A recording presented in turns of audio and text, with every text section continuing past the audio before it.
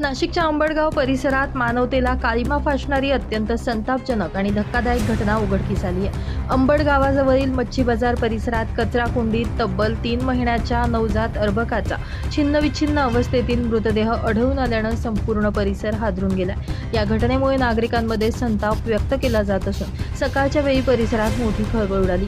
पोलिसांनी दिलेल्या माहितीनुसार अंबड गावाजवळ दररोजप्रमाणे सकाळी मच्छी बाजार भरला होता। एक मच्छी विक्रेता सकाळी 6 ते 6:30 वाजेच्या दरम्यान कचरा टाकण्यासाठी जवळील कचरा कुंडीकडे गेला असता त्याला संशयास्पद वस्तू दिसून आली।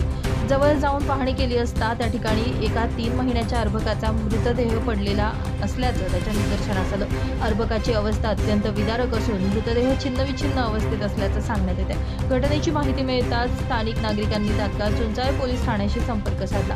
माहिती मिळताच पोलीस निरीक्षक शेवाळे यांच्यासह पोलीस कर्मचारी घटनास्थळी दाखल झाले होते। पोलिसांनी पंचनामा करून अर्भकाला तातडीनं शासकीय जिल्हा रुग्णालयात हलवलं।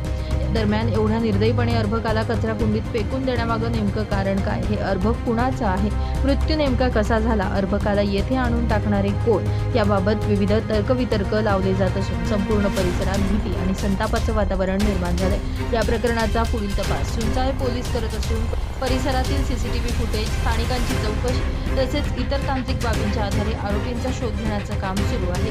नितीन चव्हाण, महाराष्ट्र 24 न्यूज, नाशिक।